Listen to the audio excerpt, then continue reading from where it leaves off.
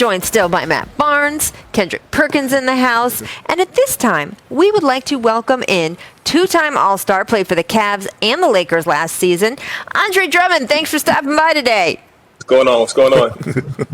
Very happy to have you, and I just want to get to it because you recently commented on Instagram.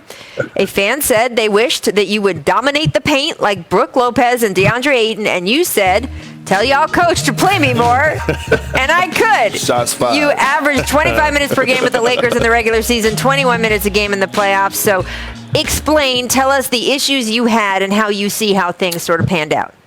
Well, one, it wasn't an issue to begin with. I used that to. I'm actually launching an NFT on Friday, so that was just to get everybody's attention to really look forward to something. Well, we will ask you about the NFT too, but that's interesting strategy. Strategic. Very strategic. I just did what I needed to. I got the attention. Now I'm talking to you guys. So I get to talk about it more. There we go. Well, I will ask you then the more broad question: were you happy in a Laker uniform this season? Yeah, I enjoyed myself. I think my time and experience in LA has been really good. I think I've learned a lot, being with those guys, LeBron James, Anthony Davis.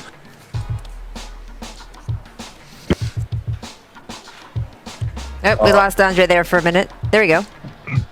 Got it?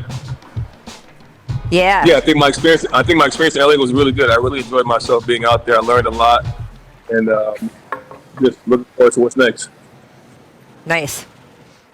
Andre, big fella, big perk here. Hey, look, with the centers and bigs starting to dominate the game again and bring life back to the center position, who's the best big in the game right now in your eyes? Best big in the game. Look, and you can't say yourself, all right? I wasn't going to say myself. Jokic is up there. I think Jokic is up there right now. Joel Embiid, obviously, is another dominant big. Anthony Davis, give him respect as well too. But I think that's pretty it right there. So you going with Jokic as your number one? Yep. Well, who are you going with your number one, Perk? I mean, I'm gonna go with Jokic. He won the MVP. All right, one thing about me, Rachel, is that I'm not gonna straddle the fence. All right, Yeah. go ask me. I'm gonna tell you. I'm going with Jokic. Amen. Big fella Andre, what's up? It's Matt Barnes here. Question: you were caught on camera in Game 3 when Braun was backing down Crowder. You were doing the back down move, and everyone kind of saw it. You guys ended up winning that game, but that sparked the Phoenix Suns. They went on to win the next 3 games and win 9 straight. Did you think the mimic and having fun at the time was going to really cause them to lock in and go on the run they made? For me, my experience in the playoffs was very pleasant. So for me to have a win in the playoffs, I was excited. Cheering my teammates on, regardless of what it looks like. There are people celebrating their own ways. So did I think it was going to become a big thing? Not really. That just was a in-the-moment thing where I just was hyping my teammate up. He was having a good run. Absolutely. Well, look, you had a finals prediction, right, that I saw? Yeah. Did you see that, where he tweeted out Suns in 4? Oh, you got the Suns in 4. I didn't know that. That's your prediction for this series? For that day, I was continuing. Yeah, while the ball's still rolling, Suns at 4. I was continuing the troll. I was trolling everybody, man. But I think the Suns have a good chance of winning it all. I think they deserve it. They've overcame so much this year, and they're a fun team to watch.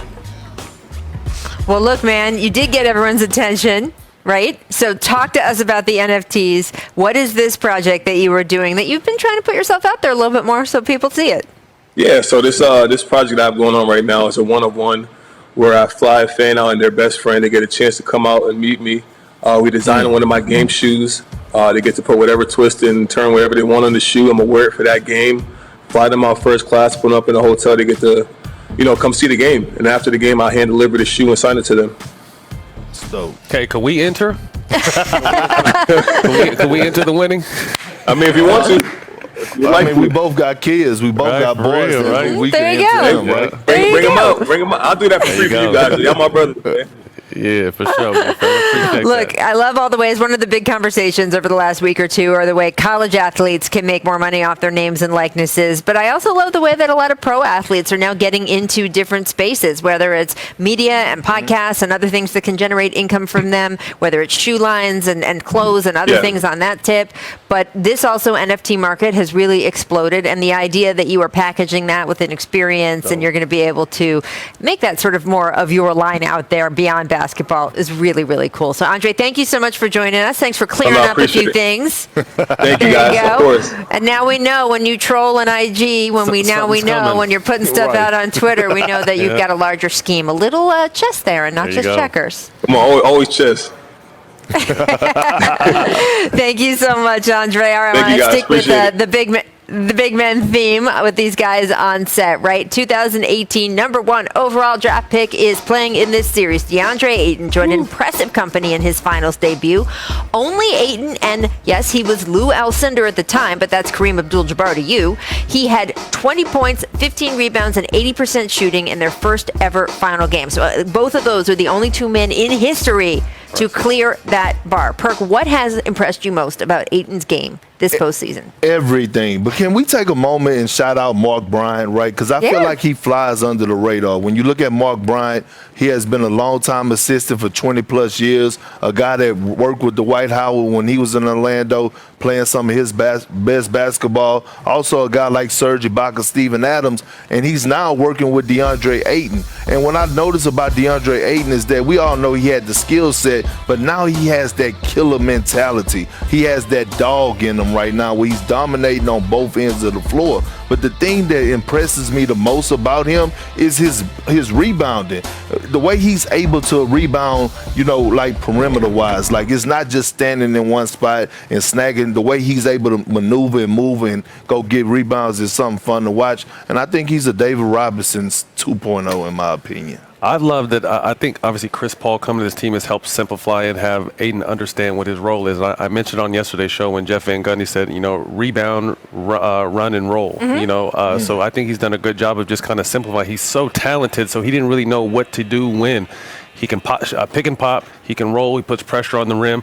And then, like Perk said, he's an old school big that can really rebound. Some guys are big and just don't rebound. This guy, cleans up the glass, blocks shots, protects the paint, catches lobs. He does everything you're asking. Again, Chris Paul has a tremendous track record of getting bigs paid, starting with Tyson Chandler, then my former teammate DeAndre Jordan with Lob City. He helped Clint Capella get some money, and he's going to do the same thing with DeAndre Ayton now, and also help him get a championship. Absolutely. I mean, certainly that bag is coming, right? Yes, so sir. whether the ring comes or not, the bag is coming. Let me hold something. Back the Brinks truck up. I do love, though, how DeAndre has really borne down and the work ethic he has shown, especially since Monty Williams got here, being receptive to Monty telling him that he did have to work harder. Monty told him, you can work at a level where you show up and collect a check, or you can work at a level where you show up and then collect wins, and it goes Absolutely. somewhere.